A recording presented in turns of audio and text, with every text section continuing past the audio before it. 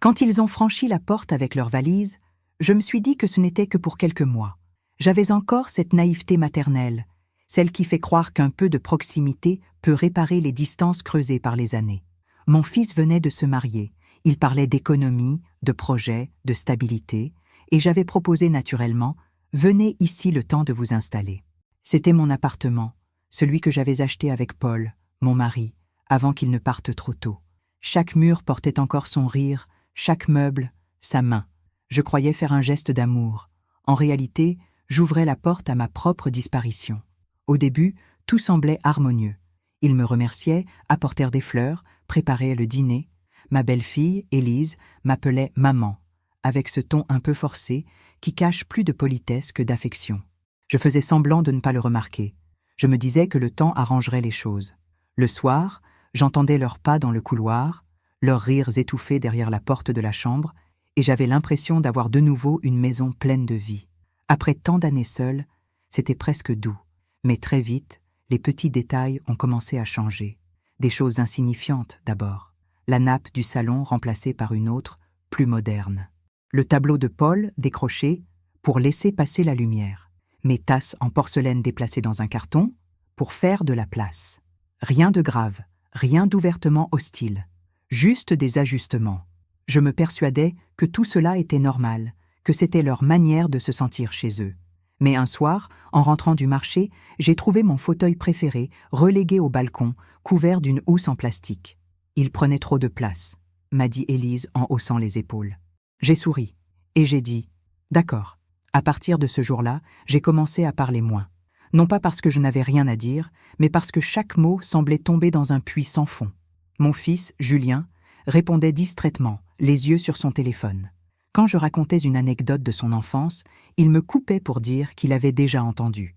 Et Élise, elle, trouvait toujours une façon de corriger, de commenter, de juger. « Vous devriez sortir plus, vous devez vous ennuyer seul. » Elle disait cela avec un sourire, mais j'entendais le vrai message. « Vous n'avez plus votre place ici. » Je me contentais de hocher la tête. Le plus étrange, c'est que je ne ressentais pas encore de colère. Plutôt une forme d'épuisement tranquille. Comme si, à force de faire taire mes émotions, j'étais devenue transparente, même à mes propres yeux. Certains soirs, je restais assise dans la cuisine longtemps après qu'il soit monté se coucher, la tasse encore chaude entre mes mains. Le silence de l'appartement me pesait différemment. Ce n'était plus le silence de la solitude, mais celui de la cohabitation forcée, celui où chaque respiration semble déranger. Je savais que quelque chose s'était déplacé en moi, imperceptiblement. L'amour d'une mère n'est pas un bouton qu'on éteint, mais il peut s'endormir, se replier dans un coin discret de la poitrine. Je me souvenais du petit garçon qu'il était, de ses genoux écorchés, de ses « Maman, regarde-moi ». Maintenant, il me regardait à peine. Et pourtant, c'est moi qui avais payé ses études, soutenu son mariage, garanti leur prêt. Tout ce qu'ils avaient construit se tenait sur les fondations de mes sacrifices. Mais à leurs yeux, j'étais devenue une ombre dans le couloir. Un matin, Élise a proposé de réorganiser l'espace commun. J'ai su alors que ce n'était plus chez moi. Ils parlaient entre eux en utilisant des mots comme « notre salon »,« notre cuisine »,« notre balcon ». Le possessif changeait de camp sans que personne ne le dise. Ce jour-là, elle m'a demandé si je pouvais ranger mes albums de photos parce qu'ils faisaient un peu vieillots. J'ai pris les albums, les ai empilés sur ma table de chevet et j'ai senti une larme glisser sans m'en rendre compte. Pas de tristesse profonde, juste une reconnaissance froide de la réalité. On me rangeait comme un souvenir. Le soir même, alors qu'ils riaient devant la télévision, j'ai regardé le reflet de ma silhouette dans la vitre du salon. Derrière eux, je ressemblais à une invitée oubliée après le dîner. J'ai compris que mon silence, jusque-là choix par amour, devenait une stratégie de survie. Moins je parlais, moins ils trouvaient à redire. Et quelque part, cela me donnait encore un peu de pouvoir, celui de ne pas nourrir leur mépris. Pourtant, au fond de moi, quelque chose murmurait que ce calme n'était qu'une accalmie, que la tempête approchait. Je ne savais pas encore sous quelle forme, ni quand elle éclaterait, mais j'en sentais déjà le goût. Ce goût amer du respect perdu, de la reconnaissance effacée. J'avais déjà commencé à m'y préparer, sans le savoir, à ma manière, silencieuse, méthodique, presque tendre. Comme on plie ses vêtements avant de partir sans dire au revoir. Je me souviens encore de cette première nuit où j'ai dormi sans fermer la porte de ma chambre. non pas parce que j'avais peur, mais parce que je savais que rien, plus rien dans cette maison, ne m'appartenait vraiment, sauf la clé que je gardais sur ma table de chevet, posée à côté de la photo de Paul. Il souriait comme toujours, ce sourire discret de quelqu'un qui savait avant moi que certaines présences pèsent plus lourd que les absences. Ce fut cette nuit-là, je crois, que le silence a vraiment commencé. Le lendemain du premier vrai malaise, rien ne semblait avoir changé. Le soleil filtrait à travers les rideaux du salon, le café sentait bon, et Julien m'avait salué d'un vague « Bonjour, maman », sans lever les yeux de son ordinateur. Pourtant, tout était différent. C'est dans ces matins ordinaires que le glissement devient invisible. On croit encore vivre la même vie, mais les fondations se sont déjà fendillées. J'avais appris à reconnaître ce genre de fissure, celle qui commence sans bruit, mais finit par avaler des murs entiers. Les jours suivants, Élise prit doucement le contrôle du territoire. C'est le mot exact, territoire. Pas maison, pas foyer, mais un espace à conquérir, morceau par morceau. Elle remplaçait les serviettes, changeait la disposition des meubles, effaçait mes gestes. Au début, je ne voyais là qu'un besoin d'organisation. Puis j'ai compris que tout cela avait une logique, réduire ma présence. Quand je laissais une tasse dans l'évier, elle la rangeait immédiatement, comme pour effacer la preuve de mon passage. Quand je laissais un livre sur la table basse, il disparaissait. Un soir, j'ai retrouvé mon tricot dans un carton, étiqueté « à stocker ». Je n'ai rien dit. Je crois qu'Élise éprouvait une sorte de satisfaction à me tester, à voir jusqu'où irait mon silence. Elle entrait dans ma chambre sans frapper, prétextant une vérification du chauffage. Elle ouvrait mes placards pour optimiser l'espace. Elle prenait même mes draps propres pour les remplacer par des siens, plus neutres, plus jeunes. Julien la suivait du regard, amusé, sans comprendre la cruauté tranquille qui l'encourageait. Il pensait sans doute qu'elle voulait bien faire. Il ne voyait pas que, peu à peu, elle me délogeait comme on chasse une vieille photo d'un cadre trop visible. Un soir, j'étais assise dans la cuisine, un bol de soupe devant moi, quand j'ai entendu leur voix dans le salon. Ils parlaient de moi, sans savoir que j'écoutais. « Ta mère a besoin d'air », disait Élise. « Elle s'ennuie, elle a besoin de ses amis, de gens de son âge. » Julien a répondu d'un ton fatigué. « Je sais, mais elle a tout mis ici. Elle ne partirait pas facilement. » Il y avait dans sa voix cette gêne douce, cette pitié déguisée qui blesse plus que la colère. Je les ai laissés finir leur conversation. Puis j'ai lavé mon bol lentement, comme si ce geste banal pouvait me protéger d'eux. À partir de là, chaque jour apportait une nouvelle intrusion. Le matin, mes chaussures avaient été déplacées. L'après-midi, la photo de Paul sur la commode avait disparu. Elle ne s'accordait pas avec la décoration, m'a expliqué Élise, un sourire figé aux lèvres. J'ai cherché la photo. Je l'ai trouvée dans un tiroir du couloir, coincée entre des câbles et des manuels de montage. J'ai essuyé le cadre et je l'ai ramené dans ma chambre, sans un mot. C'est à ce moment-là que j'ai senti quelque chose de solide se former en moi. Pas de la colère, pas encore, mais une sorte de vigilance glaciale.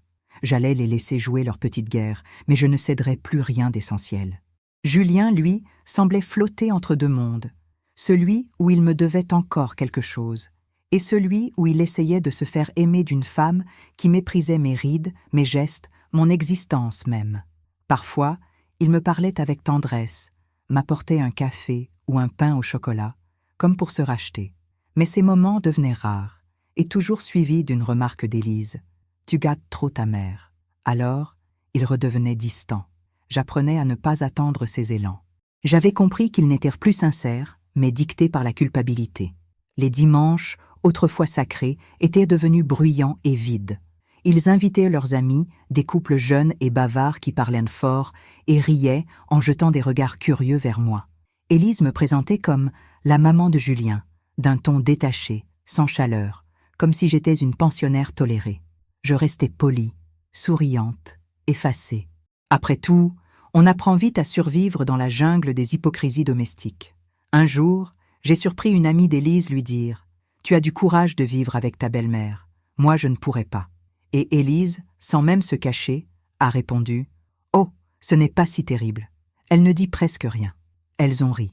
Et moi, dans la cuisine, j'ai compris que mon silence, autrefois une preuve de respect, était devenu leur plus grand confort. Mais il y a des moments où le destin prend la forme d'un détail minuscule. Un soir, en rangeant le couloir, j'ai remarqué que la clé de la cave n'était plus à sa place. Quand j'ai demandé à Julien, il a marmonné que c'était Élise qui l'avait prise pour trier de vieilles affaires. Le lendemain, en descendant, j'ai découvert que mes cartons, ceux contenant les souvenirs de Paul, nos lettres, nos photos, avaient été empilés dans un coin, couverts d'une bâche. Sur une boîte, un post-it jaune, à jeter, mon cœur s'est serré. Ce point d'interrogation suffisait à tout dire. J'étais devenu un déchet en attente de décision. Je suis remonté sans bruit. Dans le miroir de la salle de bain, je me suis vu pâle, fatigué, mais étrangement calme. Il y a des humiliations qui brûlent tout de suite et d'autres qui se déposent lentement, comme de la cendre.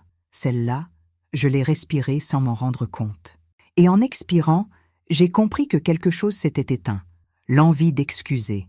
Les jours suivants, Élise s'est enhardie. Elle se permettait des remarques plus directes.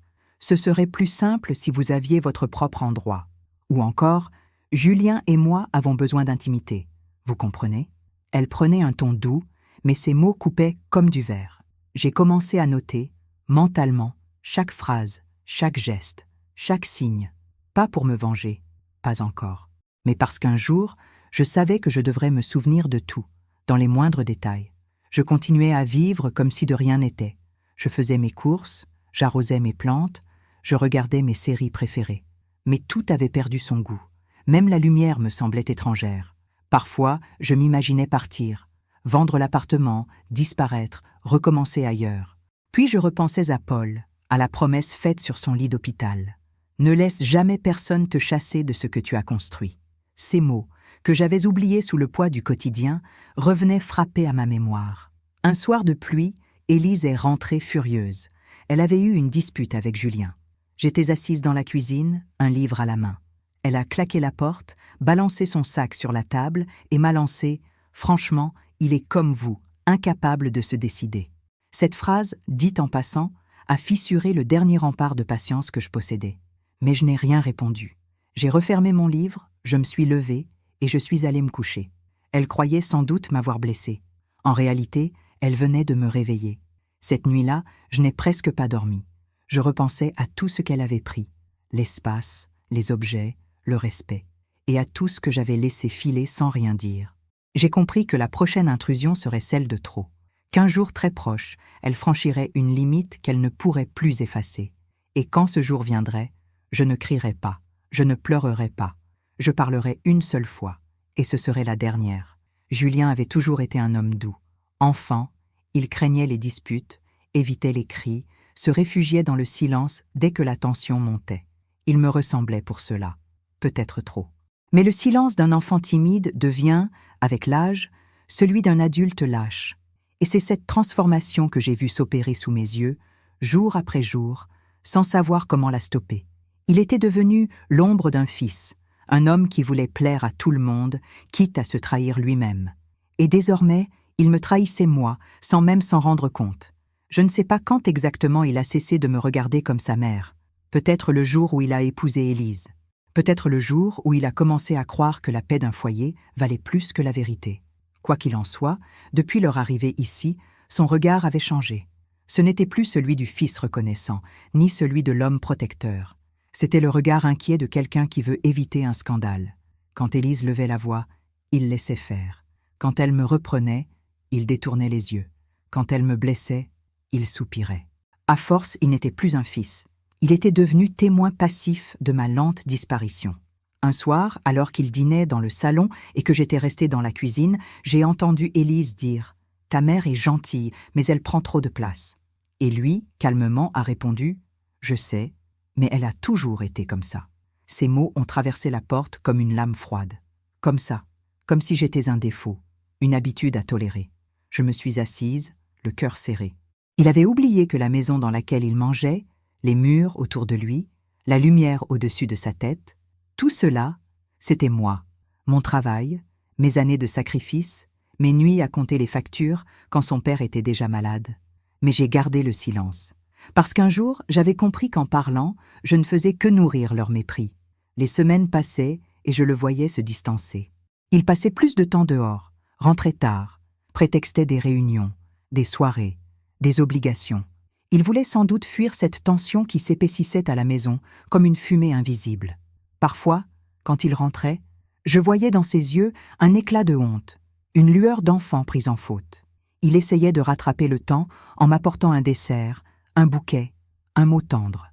Mais chaque attention sonnait faux, vidée de son ancienne chaleur. Il m'embrassait sur la joue comme on le ferait à une voisine âgée. Je crois qu'il se sentait coincé. Coincé entre la femme qu'il aimait et celle qu'il avait élevée. Il cherchait à maintenir l'équilibre, mais il ne voyait pas qu'en se taisant, il penchait toujours du même côté, celui d'Élise. Elle savait le manipuler avec une habileté presque cruelle. Un sourire, une larme, et il cédait.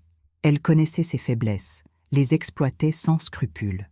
Parfois, quand ils se disputaient, elle menaçait de partir. Alors il la suppliait, lui promettait monts et merveilles. Et moi je l'entendais depuis ma chambre, impuissante. J'étais revenue à cette place d'avant, celle de la mère qui observe sans pouvoir agir. Sauf qu'à présent, c'était mon propre toit qu'on me prenait morceau par morceau. Je savais que tôt ou tard, Élise tenterait quelque chose de plus direct. Elle ne supportait pas l'idée que ce lieu m'appartienne. Elle voulait en faire un symbole de son couple, pas le souvenir d'une autre époque. Et Julien, lui, oscillait sans cesse entre gratitude et culpabilité. Il me disait parfois « Maman, tu devrais penser à vendre, à aller vivre ailleurs, au calme, tu serais plus tranquille. » Je reconnaissais dans sa voix les phrases d'Élise, les tournures exactes. Il répétait sans même comprendre. Je lui répondais toujours la même chose. « Je suis déjà tranquille ici, Julien. C'est vous qui ne l'êtes pas. » Il se taisait alors, mal à l'aise, et quittait la pièce. Un matin, je l'ai surpris en train de feuilleter mes papiers. Il prétendait chercher un document pour la banque, mais je savais qu'il regardait la propriété.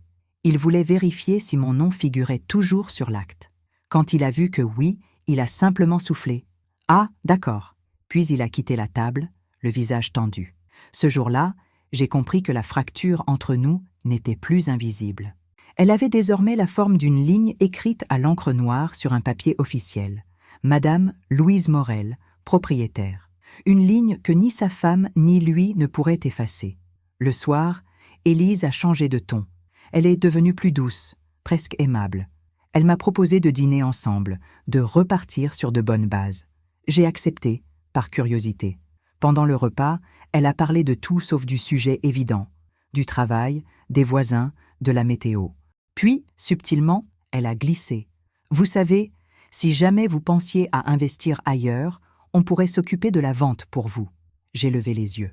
Ses mots étaient enveloppés de miel, mais son regard était celui d'une prédatrice. Je n'ai rien répondu.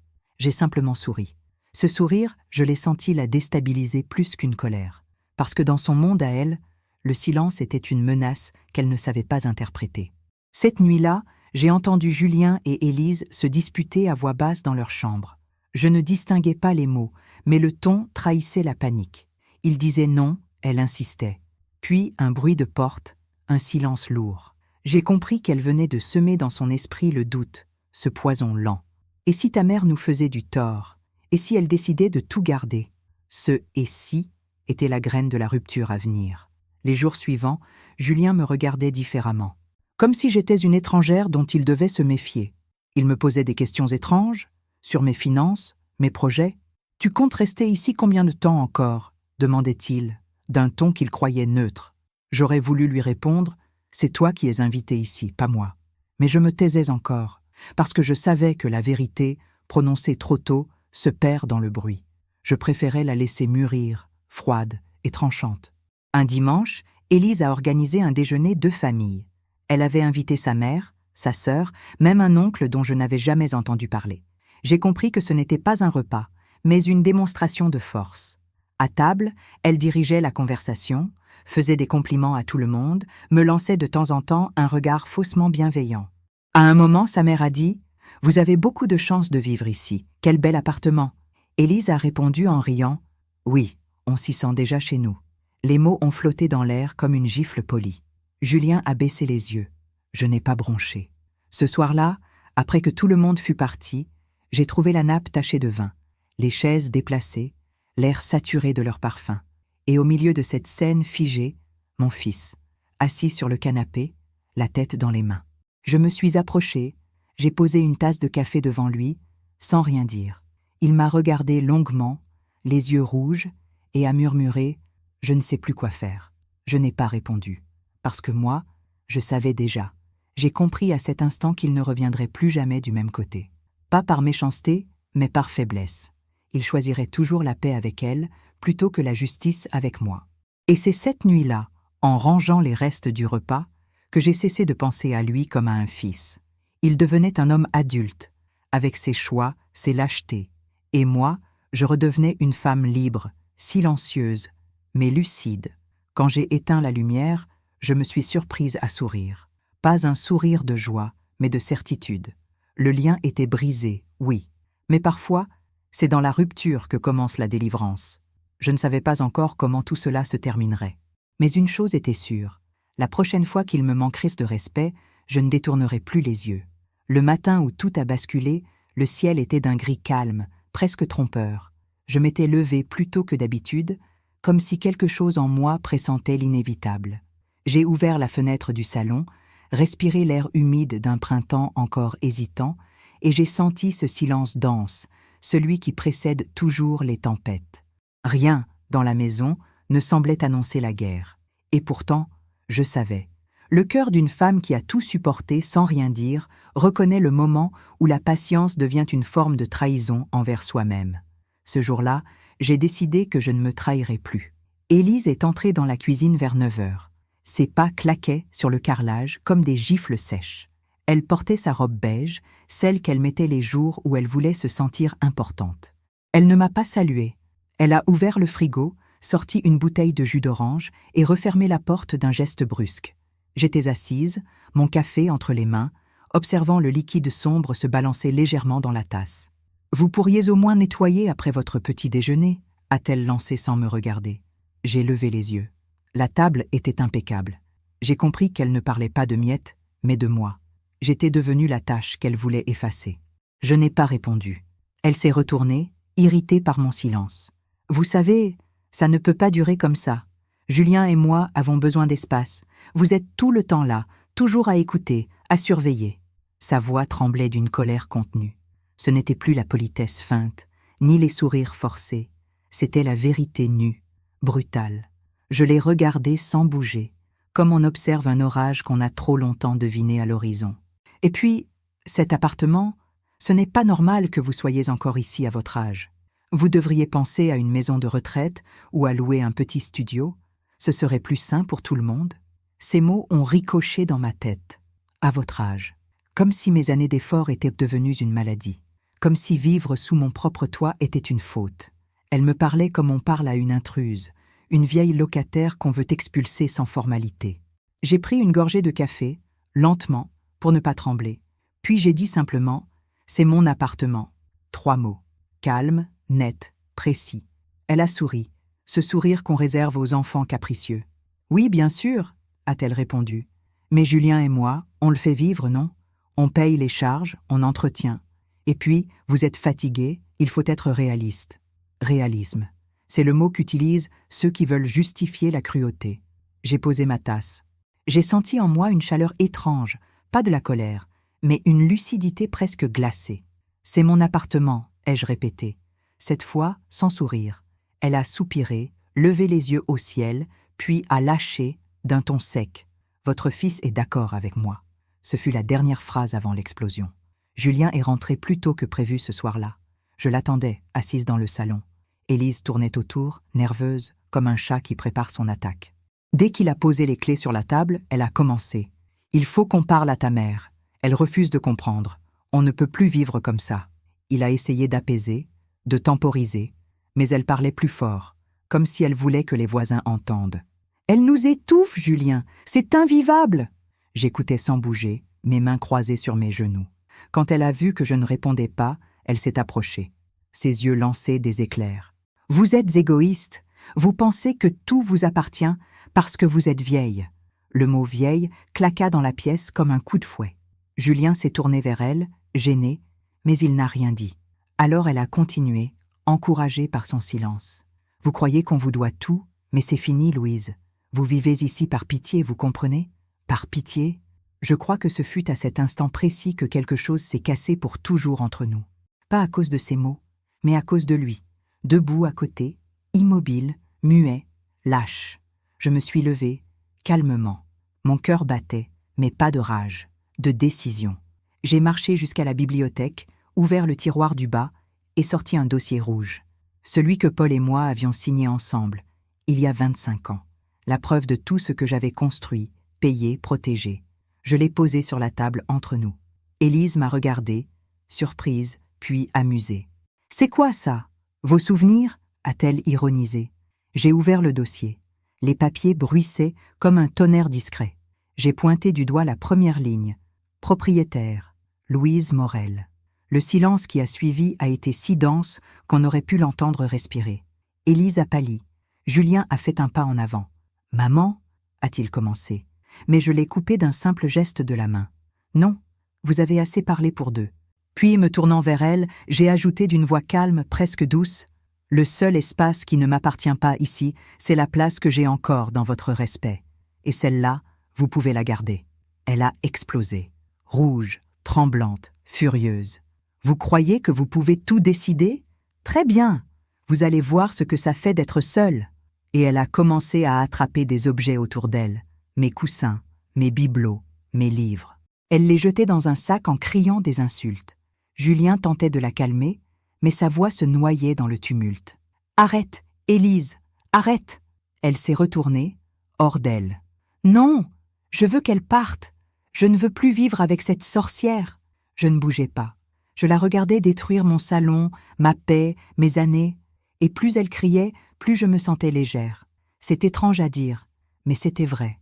Il y avait dans sa fureur une forme de libération que je n'avais jamais osé provoquer. Quand elle a enfin cessé, haletante, je me suis avancée vers elle.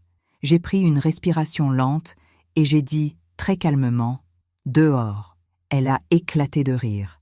Un rire nerveux, moqueur. « Dehors ? Vous n'avez pas ce pouvoir, vieille folle !» J'ai souri. Un vrai sourire, cette fois. « Ah si, ma chère, j'ai ce pouvoir depuis le premier jour où vous avez mis les pieds ici.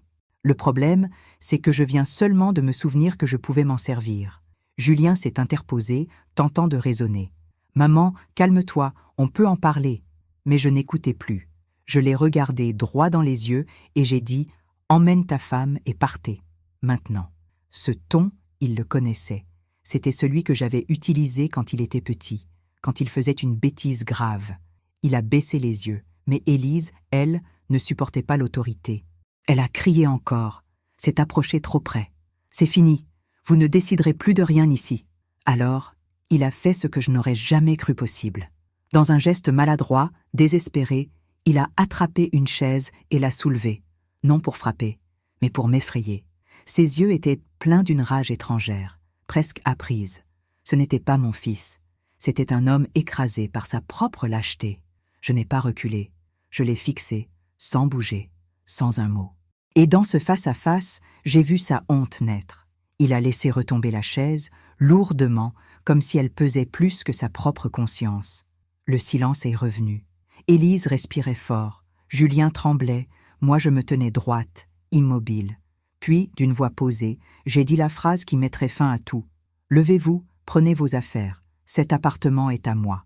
Vous avez voulu me faire peur, mais c'est vous qui partez avec la vôtre. » Ils n'ont pas bougé tout de suite. Ils ne comprenaient pas encore que la partie était finie. Alors j'ai ajouté, toujours aussi calme, « Je veux que quand le soleil se lèvera demain, vous ne soyez plus ici. Sinon, ce sera la police. Et croyez-moi, j'ai les papiers qu'il faut. » Je suis allée dans ma chambre, j'ai fermé la porte et je me suis assise sur le lit. Je ne tremblais pas. Pas une larme, pas un regret. J'avais simplement retrouvé ma place. Ma vraie place.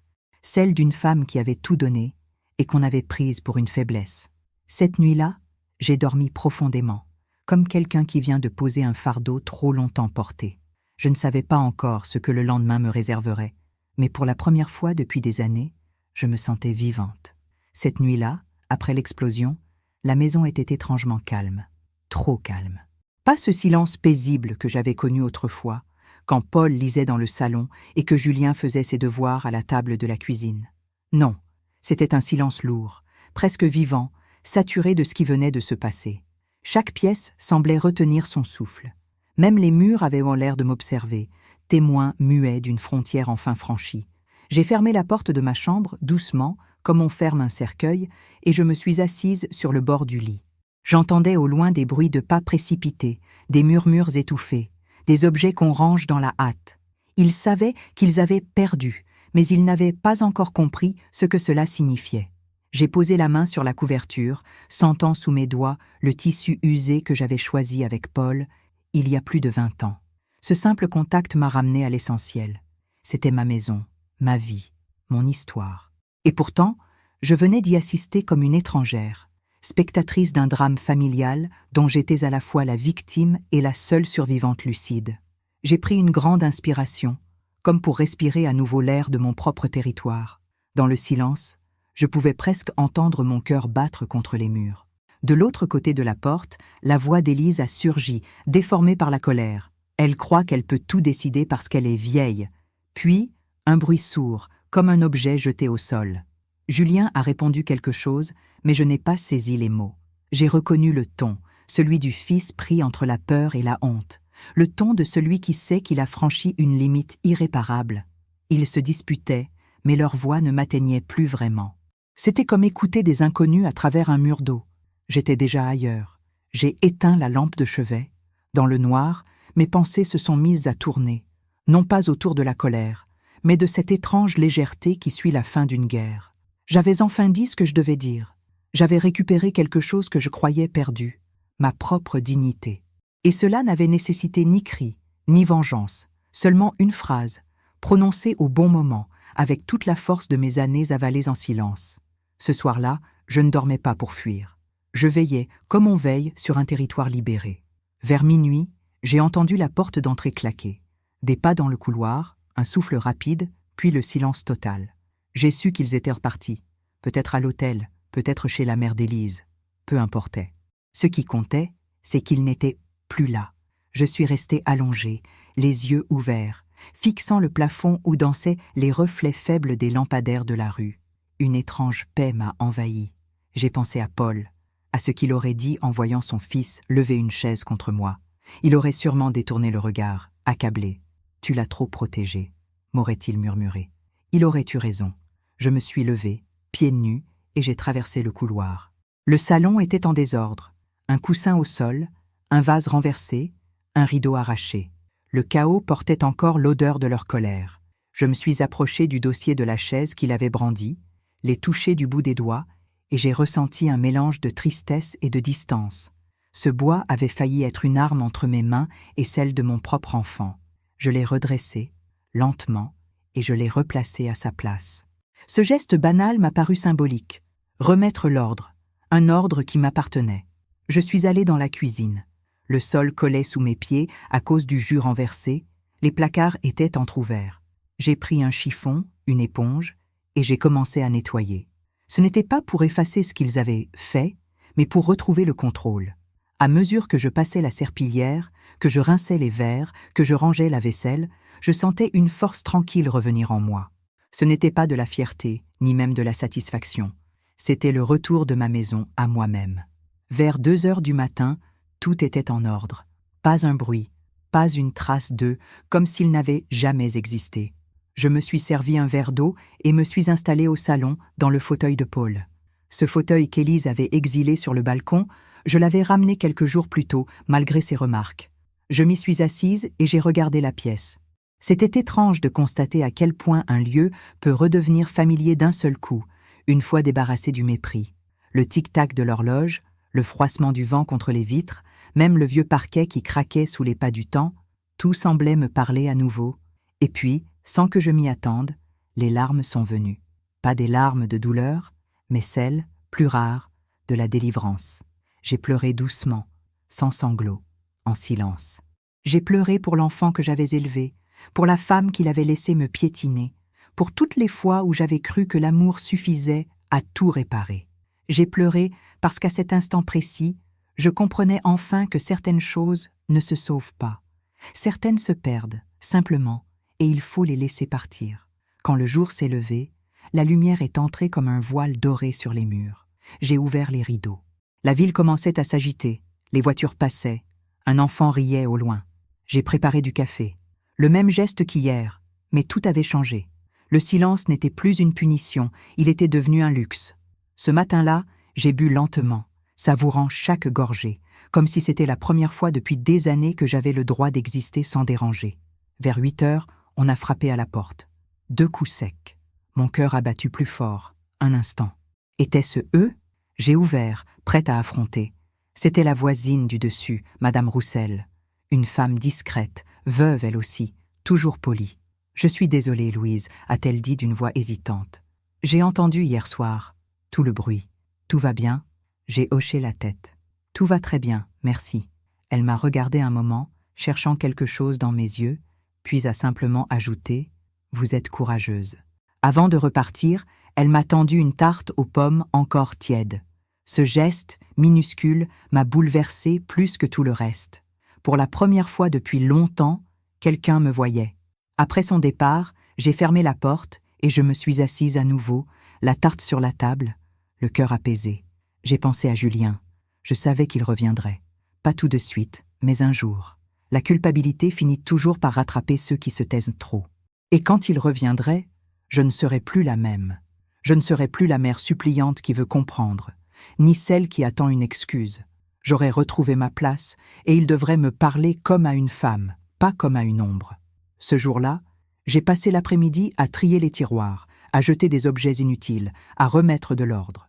En vidant un vieux coffret, j'ai retrouvé la clé du coffre de Paul, celui où il gardait nos papiers, nos lettres, nos économies. Elle était là, toute petite, cachée sous un mouchoir brodé. J'ai souri. Peut-être que le destin a parfois un sens de la mise en scène. Je l'ai gardée dans ma main longtemps, en me disant que le lendemain, j'irais à la banque. Pas pour l'argent, non.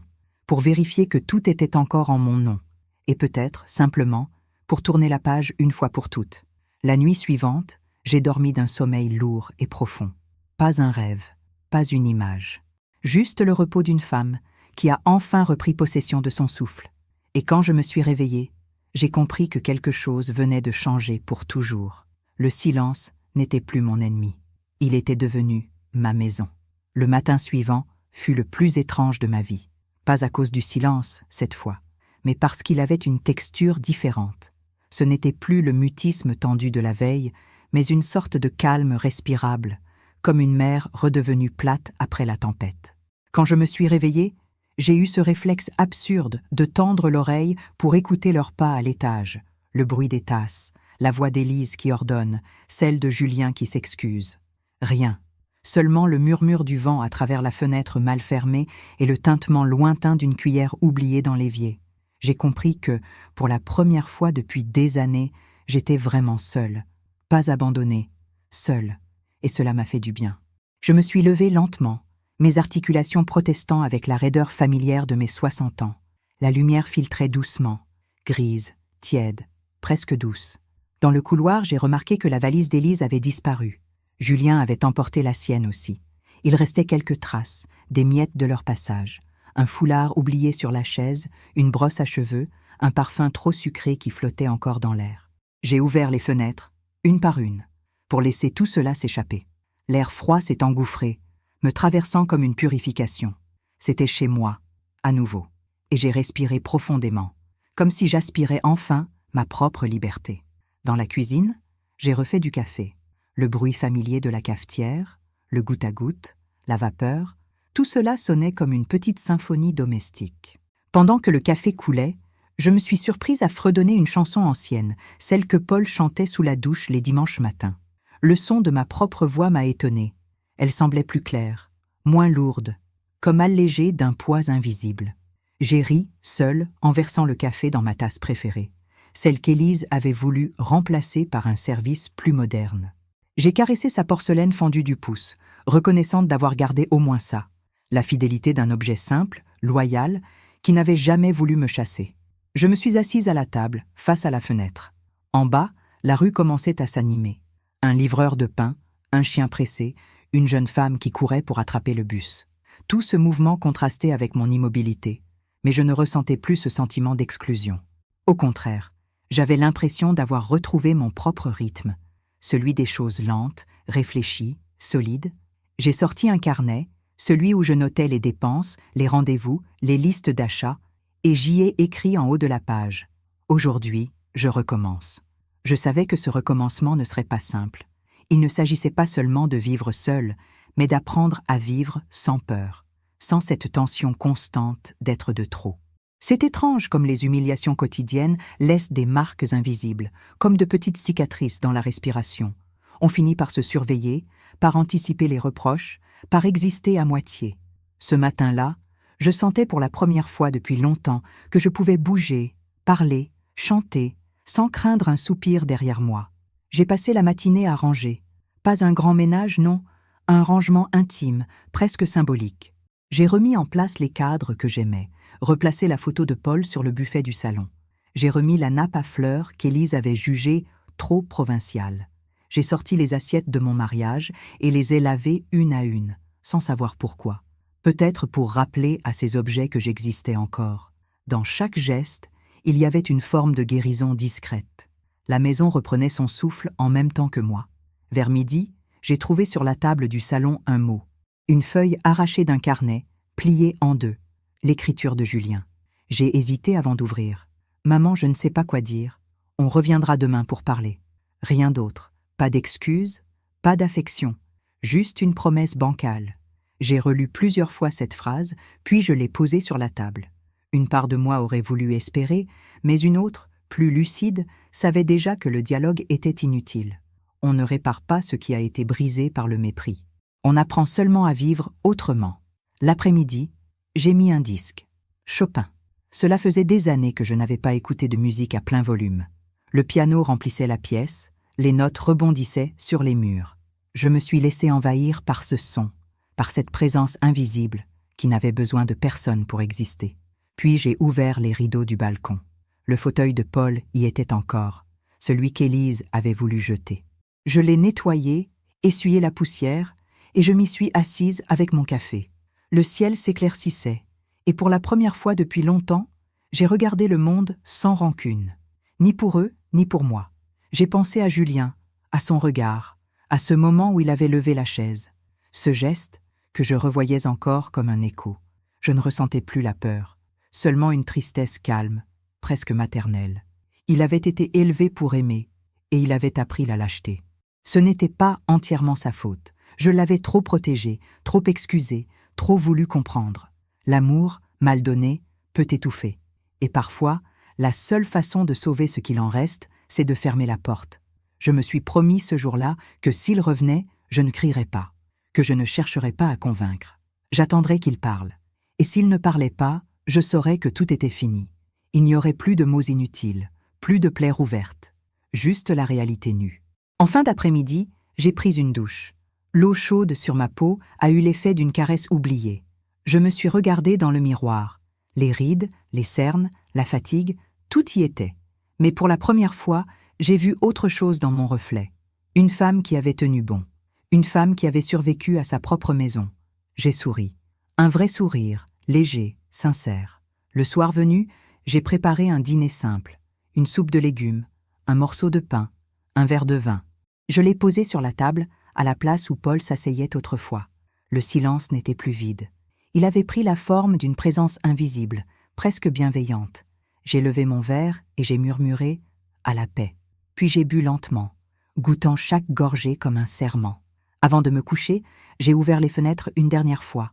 Le vent du soir soufflait doucement. En face, les lumières des autres appartements s'allumaient une à une. Des vies ordinaires, paisibles. Et moi, là, debout, au centre de mon propre monde reconquis. Je ne savais pas encore ce que le lendemain m'apporterait. Une visite, une lettre, peut-être le retour du fils prodigue. Mais peu importait. J'étais prête. Je me suis glissée dans mon lit, la couverture tirée jusqu'au menton. Dans la pénombre, j'ai murmuré pour moi-même « Tu vois, Louise, tu as survécu à tout. » Et pour la première fois depuis des années, je n'ai pas eu besoin de prier pour dormir. Le sommeil est venu de lui-même, silencieux, doux, comme une promesse tenue. Le lendemain, le ciel était bas, couvert d'un gris lourd qui pressait sur les toits comme une main fatiguée.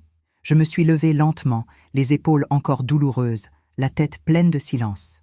Il y a dans les lendemains de guerre domestique une étrangeté qu'on ne peut pas décrire. Rien ne bouge vraiment, mais tout est différent. Chaque son, chaque odeur, chaque reflet de lumière semble appartenir à une vie parallèle. On dirait que la maison respire autrement. J'ai marché pieds menus jusqu'à la cuisine. La cafetière, fidèle compagne, m'attendait sur le plan de travail. L'eau s'est mise à frémir, et pendant ces quelques secondes, j'ai eu l'impression que tout allait redevenir normal. Mais au fond de moi, je savais que la normalité ne reviendrait jamais, pas après ce qui s'était passé. Je n'attendais pas leur retour, mais je savais qu'ils viendraient. Julien n'était pas du genre à disparaître sans explication. Il était faible, oui, mais pas lâche au point de fuir éternellement. La honte le ramènerait, tôt ou tard. Elle a ce pouvoir-là. Elle pousse les coupables à frapper à la porte de ceux qu'ils ont blessés, espérant qu'une fissure de compassion s'ouvrira. Et moi, malgré tout, j'étais encore sa mère.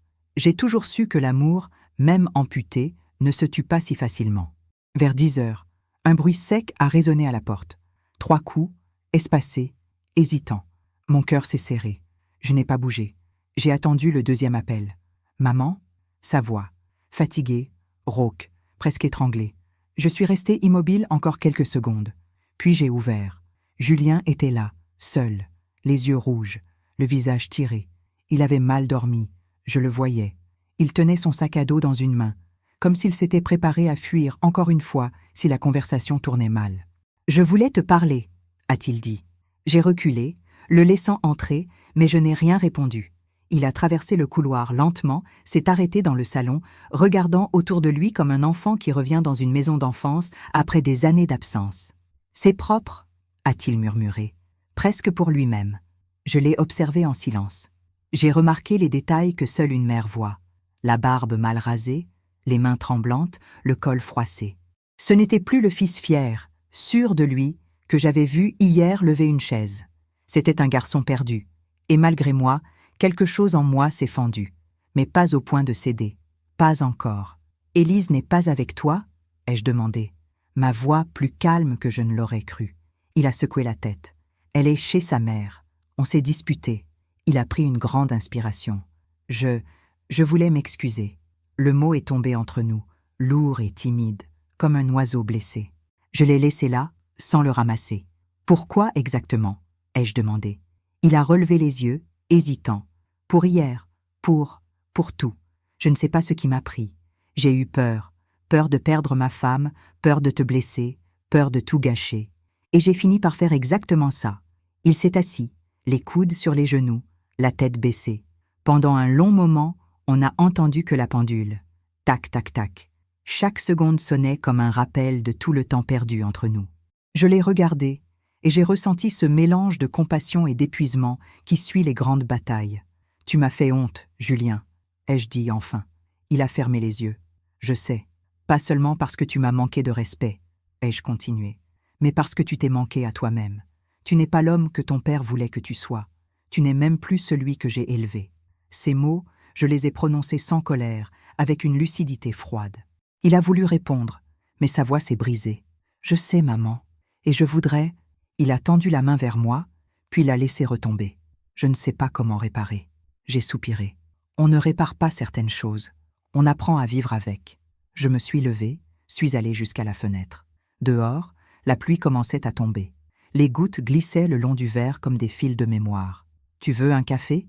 ai-je demandé. Il a hoché la tête, sans un mot. Pendant que je versais le café, j'ai pensé à ce qu'il devait ressentir. La honte, la confusion, la perte. Ce n'était pas une vengeance que je voulais, c'était la vérité. Qu'il comprenne enfin la gravité de ses gestes. Je lui ai tendu la tasse. Il l'a prise, mais ses mains tremblaient trop pour la porter à ses lèvres. « Elle t'a manipulé », ai-je dit, mais c'est toi qui lui as donné les armes. Il a acquiescé, les yeux baissés. « Je sais, je me suis laissé faire, je voulais que tout soit facile. »« Et maintenant ?» ai-je demandé. Il a haussé les épaules. « Je ne sais plus. Elle veut vendre ses bijoux, partir quelques jours chez une amie. Elle dit que c'est moi le monstre. » Un rire sans joie m'a échappé. Évidemment, les gens comme elle ne supportent pas d'être démasqués. Il a levé les yeux, surpris. « Tu crois qu'elle ne reviendra pas ?»« Oh, elle reviendra, » ai-je répondu. « Pas pour toi, mais pour ce qu'elle croit pouvoir reprendre. » Il a froncé les sourcils, mais n'a rien dit. Le silence est retombé. Il avait ce parfum d'aveu que les mots ne savent pas toujours porter. Puis Julien a repris « Tu veux que je parte ?» J'ai hésité. Une partie de moi voulait lui dire oui, immédiatement. Mais une autre, plus profonde, a murmuré « Pas encore. Tu restes jusqu'à demain matin. Après, tu aviseras. Mais à une condition, tu ne dors pas ici par confort. Tu dors ici pour réfléchir. Tu me dois au moins ça. » Il a acquiescé, les yeux humides. La journée s'est déroulée lentement.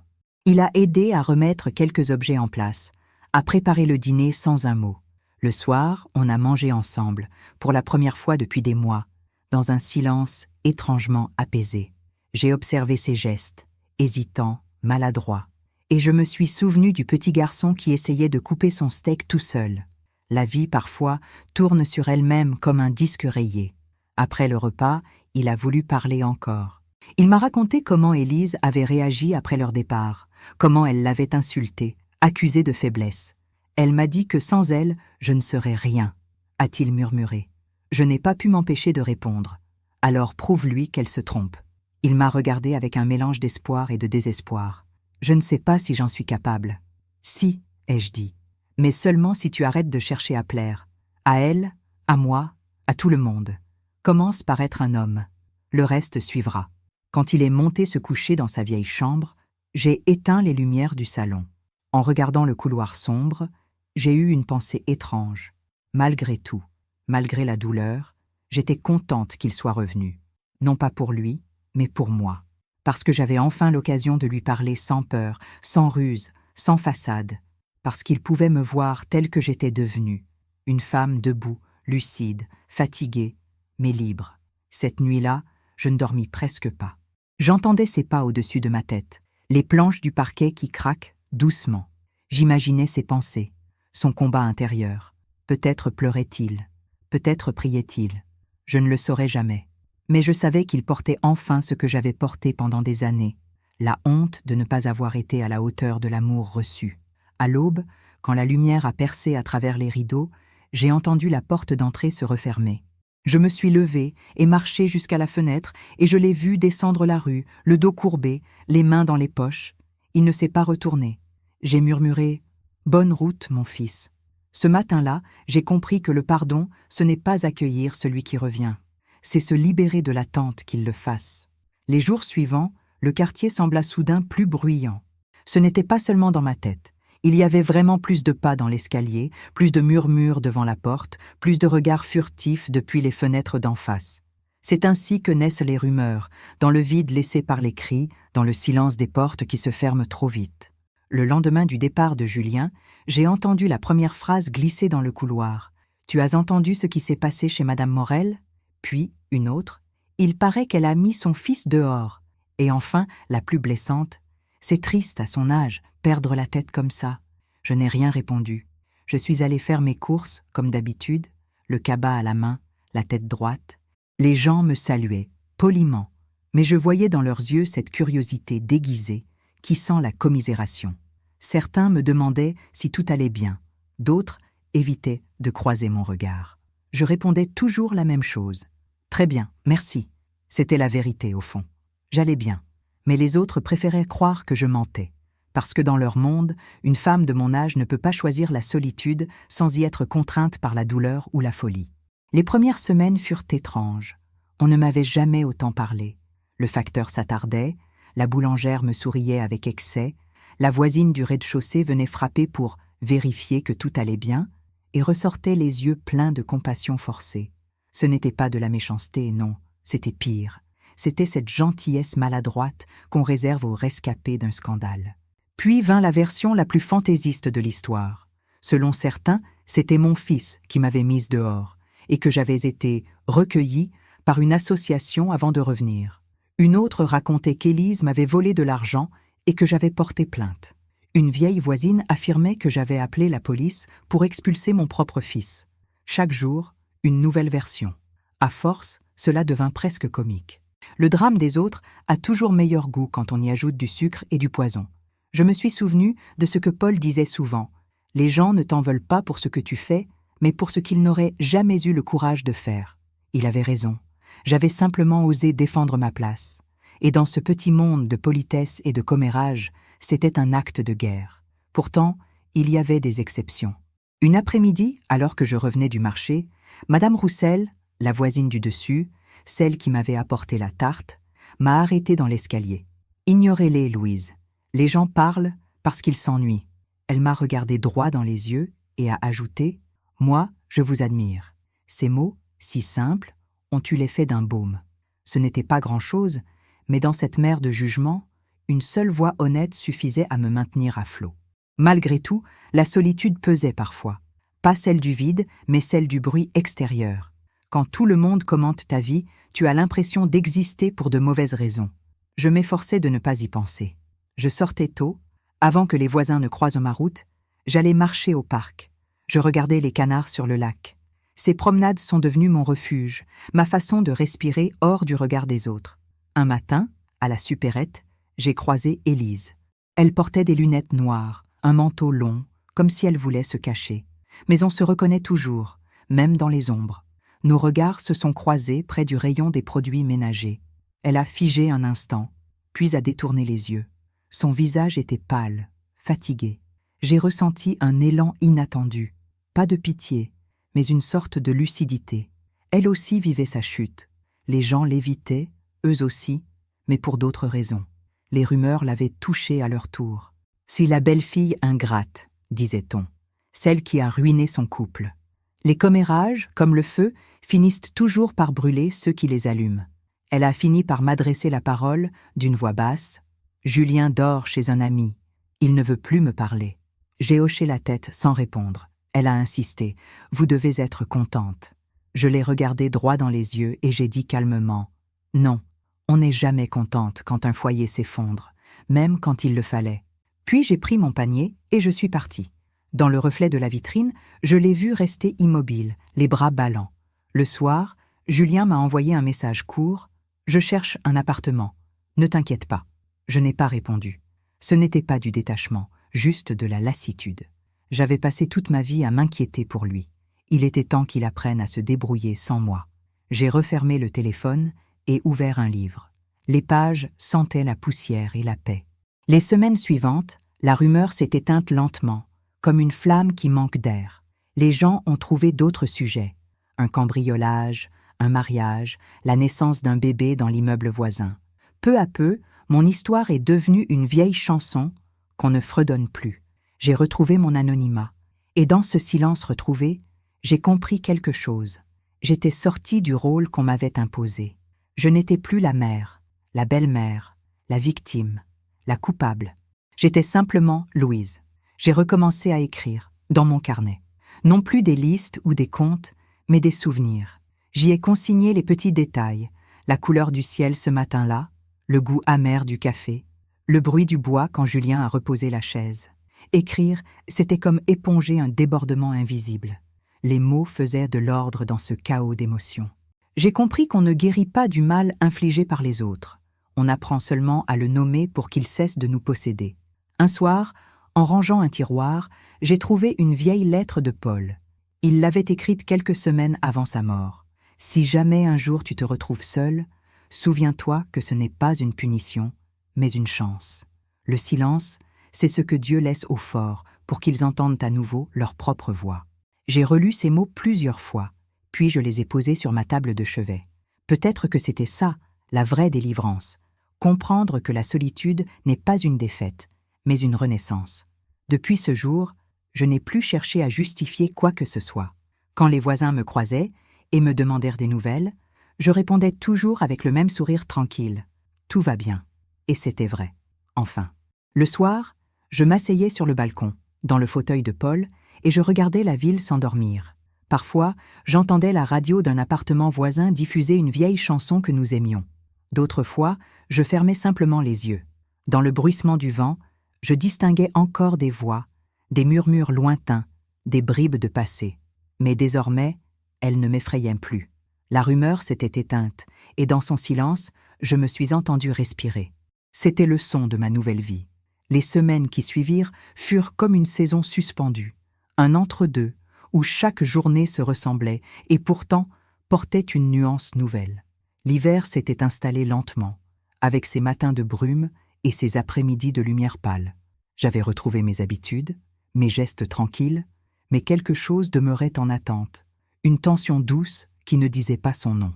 Je croyais avoir fait la paix avec tout, avec la maison, le silence, même la solitude, mais au fond de moi restait un mot que je n'avais pas encore prononcé. Pardon. Je m'en rendis compte un matin en rangeant les papiers sur mon bureau. Parmi les lettres empilées, il y en avait une que je n'avais jamais ouverte. Une enveloppe blanche, sans timbre, déposée sans doute par Julien avant son départ. L'écriture sur le recto était la sienne, nerveuse, un peu tremblée. Pendant des jours, je l'avais évitée, comme si en l'ouvrant, je risquais de rouvrir la blessure. Mais ce jour-là, je n'ai pas détourné le regard. J'ai pris une paire de ciseaux, découpé le bord et sorti la feuille pliée en deux. « Maman, je ne sais pas comment te parler, alors je t'écris. Je ne dors plus depuis cette nuit-là. Je revois ton visage, ton calme, et moi, ridicule avec cette chaise. Tu avais raison, j'ai eu peur, pas de toi, mais de ce que je suis devenue. Élise dit que tout est de ta faute, que tu m'as toujours rendue faible. Mais je crois qu'elle ment, ou qu'elle ne comprend pas. C'est moi qui ai trahi, pas toi.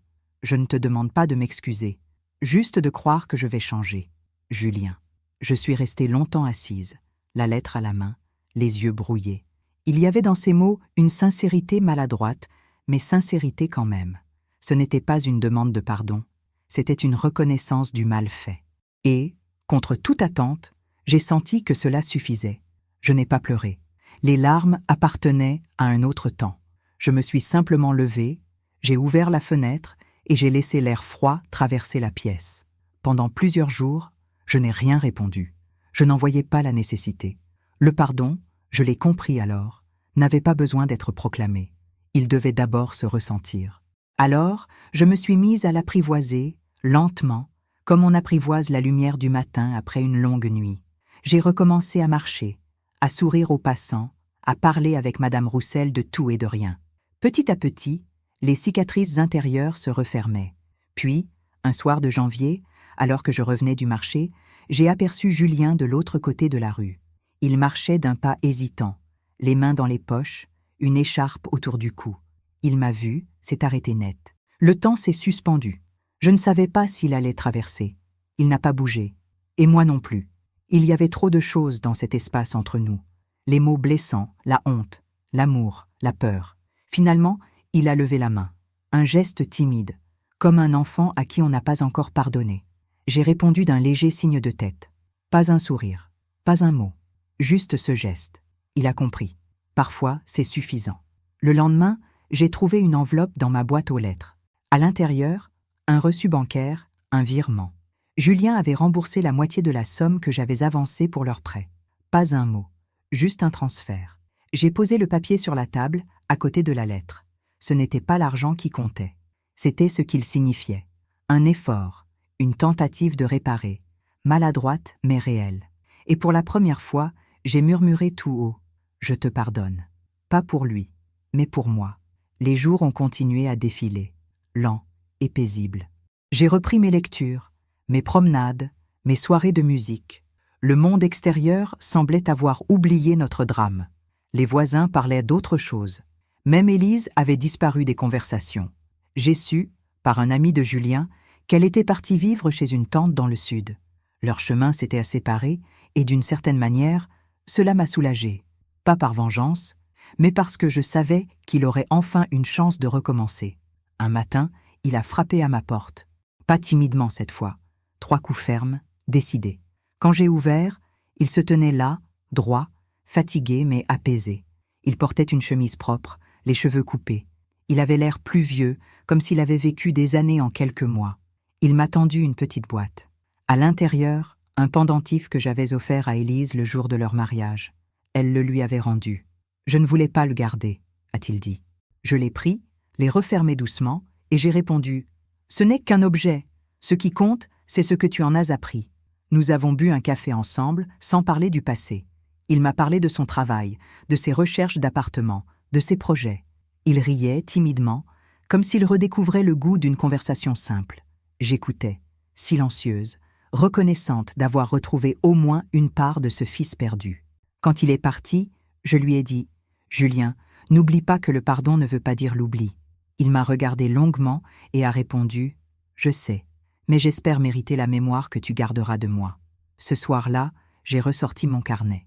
J'y ai écrit « Le pardon n'efface rien, mais il libère tout. » Ces mots sont restés là, au milieu des autres, comme une respiration nouvelle.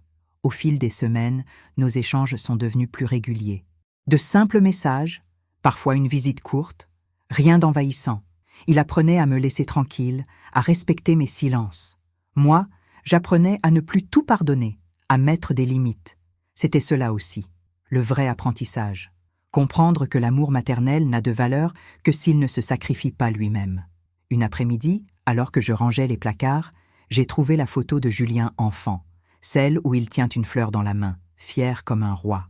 Je l'ai posée sur le buffet, à côté de celle de Paul, et j'ai souri. Non pas parce que tout était réparé, rien ne l'était, mais parce que j'avais enfin accepté que la vie continue, même quand elle ne guérit pas tout. Depuis, chaque soir, je me répète la même phrase avant d'éteindre la lumière. Je lui ai pardonné, mais je ne l'attends plus. Ce n'est pas de la froideur, c'est de la paix. Le genre de paix qu'on ne trouve qu'après avoir tout perdu, puis s'être retrouvé soi-même. Le printemps revint sans que je m'en aperçoive vraiment. Les bourgeons éclataient sur les platanes du boulevard. Les terrasses se remplissaient de rires. Et moi, je redécouvrais ce que c'était que d'exister sans devoir rendre de compte à personne. Ma maison ne résonnait plus des pas d'Élise ni des silences gênés de Julien. Elle respirait enfin à mon rythme, calme, ordonnée, libre. Je m'étais remise à vivre comme avant leur arrivée, mais en vérité, ce n'était pas comme avant. Quelque chose avait changé, profondément. J'étais redevenue moi, mais une version plus solide, polie par la douleur et le temps. Chaque matin, je me levais tôt, par habitude sans doute, mais aussi parce que les premières heures du jour me donnèrent le sentiment d'être encore capable de recommencer tout. Le soleil, en traversant les rideaux, venait effleurer les murs redevenus silencieux, et j'avais l'impression d'assister à une forme de renaissance. Je préparais mon café, ouvrais grand les fenêtres, laissais entrer la rumeur douce de la ville. Ce mélange de bruits familiers, un moteur, des pas, un chien qui aboie, formait la bande-son discrète de ma paix retrouvée. J'avais repris mes promenades au parc, toujours à la même heure. Les mêmes visages m'y saluaient, Madame Roussel, qui venait nourrir les pigeons, le gardien avec son bonnet bleu, un vieil homme qui lisait le journal sur le même banc chaque matin. Ces visages ordinaires étaient devenus mes compagnons silencieux. Parfois, on échangeait quelques mots. Parfois, un simple signe de tête suffisait. Il y avait quelque chose de rassurant dans cette routine partagée, comme si la vie, malgré tout, savait recoller les morceaux par des gestes minuscules. Un après-midi, alors que je rentrais du marché, les bras chargés de fruits, j'ai trouvé dans ma boîte aux lettres une invitation. Papier crème, écriture soignée, exposition de peinture, atelier des seniors de la mairie. J'ai souri. Je m'étais inscrite quelques semaines plus tôt, un peu par curiosité, un peu par défi. J'avais toujours aimé peindre, mais je n'avais jamais osé m'y remettre depuis la mort de Paul. C'était lui, à l'époque, qui m'encourageait à sortir mes pinceaux, à mettre des couleurs sur les silences. J'ai relu la carte 2 fois, puis je l'ai posée sur la table du salon. Cette fois, je n'allais pas renoncer. Les cours eurent lieu tous les mardis. La première séance, je me suis sentie gauche, presque timide. Autour de moi, des visages inconnus, des sourires indulgents. Le professeur, un homme d'une 60aine d'années, s'appelait Henri. Il parlait peu, mais ses mots avaient ce ton bienveillant des gens qui ont compris que la lenteur est une force. Ici, on ne peint pas pour plaire, a-t-il dit le premier jour. On peint pour se souvenir. Cette phrase m'a suivi pendant des semaines. Je peignais des paysages simples, une mer grise, un arbre nu, une tasse de café sur une table vide. Rien d'extraordinaire. Mais à chaque toile, j'avais l'impression de réparer quelque chose en moi. Au fil du temps, l'atelier devint plus qu'un loisir. C'était un lieu de respiration. J'y ai rencontré des gens qui, comme moi, portèrent leurs cicatrices avec pudeur. Il y avait Mireille, veuve depuis 3 ans, qui peignait des fleurs sans tige pour qu'elles ne fanent jamais. Il y avait Bernard, un ancien médecin, qui dessinait des fenêtres ouvertes sur des ciels infinis. Et puis, il y avait moi, Louise, qui apprenais enfin à poser mes émotions sur la toile sans qu'elles me brûlent les doigts. Un jour, Henri est venu s'arrêter derrière moi alors que je peignais une scène de bord de mer. Il a observé longtemps, sans rien dire. Puis, doucement, il a posé la main sur mon épaule. « C'est la première fois, a-t-il murmuré, qu'on sent du vent dans l'un de vos tableaux. » J'ai compris ce qu'il voulait dire. Pour la première fois, je laissais circuler la vie à nouveau. Julien, pendant ce temps, m'écrivait parfois. Des messages simples. J'ai trouvé un petit appartement. Je commence un nouveau travail. Je pense à toi. Rien d'insistant. Il avait appris à parler avec pudeur, à distance respectueuse. Je répondais avec la même sobriété. Je suis contente pour toi. Prends soin de toi. C'était notre nouvel équilibre, ni dépendance, ni rancune. Juste deux êtres qui avaient survécu à leur propre naufrage. Un soir de mai, il est venu me rendre visite. Pas pour s'excuser encore. Cette époque-là était passée, mais pour me présenter quelqu'un. Une collègue, Claire. Une femme douce, au sourire franc, qui m'a tendu la main avec simplicité. Il y avait dans ses gestes une absence totale de calcul. Elle ne cherchait pas à plaire, juste à exister. Et j'ai su, immédiatement, qu'elle serait bonne pour lui. Pendant le dîner, j'ai observé Julien rire sans crispation, parler librement. Il semblait plus léger, comme si la honte s'était enfin dissipée. En les raccompagnant à la porte, il m'a serré dans ses bras. Ce fut un vrai câlin, pas une formalité. « Merci pour tout, maman », a-t-il murmuré. Et pour la première fois depuis des années, je l'ai cru. Après leur départ, j'ai longuement regardé la porte fermée. Le silence qui restait n'était plus celui de l'absence, mais celui de la paix. J'ai compris ce soir-là que j'avais cessé d'attendre quelque chose des autres. Ma vie ne tournait plus autour du pardon ou de la réparation, mais autour de la simple présence à moi-même. L'été arriva, avec sa chaleur douce et ses couchers de soleil tardifs. Je passais mes soirées sur le balcon, un verre de vin à la main, à regarder le ciel se teinter de rose. Parfois, j'entendais au loin des rires d'enfants, des bribes de conversation. Je pensais à Paul, à tout ce qu'on avait bâti, à tout ce que j'avais défendu seul. Et je me disais que, malgré la solitude, j'avais gagné l'essentiel, le respect de ma propre vie. Un matin, en me promenant sur le marché, Henri m'a croisé par hasard. « Vous venez à l'exposition demain ?» a-t-il demandé. « Bien sûr, ai-je répondu. « Et vous, vous exposez aussi ?» Il a souri. « Non, moi, je regarde seulement les autres trouver leur lumière. » Ces mots m'ont ému. Le lendemain, en entrant dans la salle d'exposition, j'ai découvert ma toile accrochée au centre. Un paysage marin, un ciel clair, une femme seule sur une jetée. À côté, une petite étiquette. « Louise Morel, Renaissance ». Je suis resté longtemps devant, incapable de bouger. Les visiteurs passaient, commentaient, s'arrêtaient un instant. Moi, je souriais doucement. Ce n'était pas la peinture que je regardais, mais tout ce qu'elle contenait. Mes silences, mes défaites, mes victoires minuscules. C'était ma vie, suspendue sur une toile. Et pour la première fois, je me suis dit que si Paul avait été là, il aurait simplement posé sa main sur la mienne et dit « Tu vois, tu as tenu bon ». Ce soir-là, en rentrant chez moi, j'ai ouvert mon carnet. Sur la dernière page, j'ai écrit « Il m'a fallu perdre tout ce que je croyais être pour redevenir celle que j'étais vraiment. Le calme, ce n'est pas le silence des autres. C'est celui qu'on trouve enfin à l'intérieur de soi. » J'ai refermé le carnet, soufflé sur la bougie et regardé la flamme s'éteindre lentement. La maison était paisible. Le monde dehors semblait loin. J'étais seule, oui, mais jamais plus en manque. C'était la fin d'une histoire et le commencement d'une vie.